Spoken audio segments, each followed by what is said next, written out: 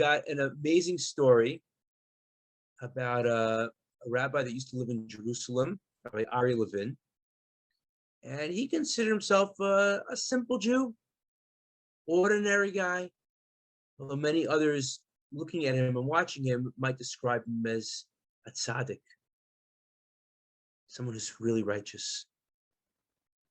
And normally on Shabbos, when people go to the synagogue, so they go to one, maybe that's near their home, where their friends go, where they're comfortable. Maybe they look for good air conditioning, comfortable seats. So where did Rabbi Levin go for his Shabbos synagogue? He didn't go to the local synagogues. He didn't go to the ones with the most comfortable seats or the best friends and the best conversation. He walked a long distance to a large prison. It was housing Jewish prisoners, all different backgrounds, all different offenses. And he would spend his Shabbos praying with them, learning with them, sharing with them, growing with them. And it was really the highlight of the week for many of them. Some light midst of darkness. And one particular Shabbos, as they were in the middle of the prayers, someone came running in, huffing and puffing, out of breath. Rabbi, you got to come quick. Your daughter is in the hospital. So he excused himself. He rushed over to the hospital, saw his wife there, and his daughter had basically become unconscious. They didn't know why. The doctors could not figure out what had caused it, but she was deathly ill, and they were very concerned. So, of course, people started praying, saying Tehillim, taking on good deeds on behalf of his daughter. And like what happens for many people, when a family member is very sick, the rest of life sort of gets put on hold. You don't necessarily go to work, you don't necessarily go to school, and he spent most of his time in the hospital by his daughter's bed. And then Shabbos came. And no one had any question as to what he would be doing on Shabbos. He was going to leave the hospital and head over to the prison facility for the perhaps hundreds of prisoners that were counting on him.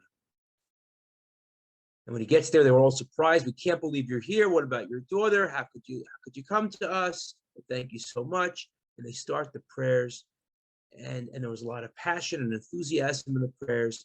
And they got up to the point of the Torah reading.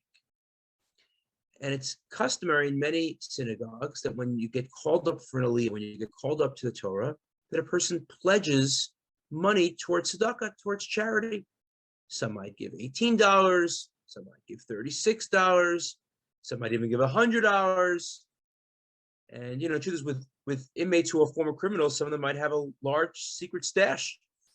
And maybe a good way for them to mend their ways. So the first inmate gets called up for his aliyah. He comes forward, and the gabbai asks him, how much would you like to pledge? And he's thinking, he says, you know what? I would like to contribute 1 day of my life to Rabbi Levin's daughter. And then the next guy got up, and the gabbai asked him, how much money would you like to contribute? He said, I would like to give 1 week of my life to Rabbi Levin's daughter. And this repeated itself. One person gave days, one gave weeks, one gave months. And Rabbi Levin was trying, of course, to object to it all, but they kept going. And finally, for the last aliyah, the last guy gets up. And this guy was one of those real criminals, real tough guys, tough exterior. And people wondered, is he even going to give anything? And he gets up with tears coming down his cheeks. He says, for Rabbi Levin's daughter, I want to pledge the rest of my life. Take everything I have. Please let her live. This is a girl that these people had never met. And of course, Rabbi Levin objected. He said, I'm not accepting any of these pledges. But amazingly, when he got back to the hospital that day, Everyone came running. You're not going to believe it. Your daughter has had a miraculous recovery. She is completely better. The doctors could not explain it. The nurses could not explain it. No one could explain how she got better, except for one person, and that was Rabbi Levin, because he had witnessed prisoners, criminals, inmates who acted like angels. Tonight's topic is Israel under attack, fight or flight? And the real answer is unite. We need to come together.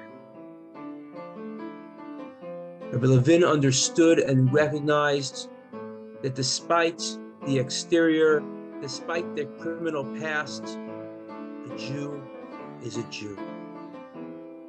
We are one people. And ironically, even Hitler recognized this. When Hitler marched off men, women, and children to the concentration camps, the death marches and the death camps, he did not ask, are you an Orthodox Jew? Are you Reform? Are you conservative? Are you Hasidic? Are you Chiloni? Are you secular? He understood that a Jew is a Jew. So perhaps that is a lesson for us, that is a call to action for us to remind ourselves that a Jew is a Jew, that we're one nation, that we're one people. And maybe, and you know, I'm really preaching to the choir here, you know, individuals who take of their own time to come together with Jews from all walks of life, all different stripes, all different types, coming together as one to learn together, to grow together. But perhaps we could make an effort to spread the word to others. And maybe each of us could invite 3 friends to join us next week, and that they could hear that message of love, and they could learn with us and grow with us and steig with us.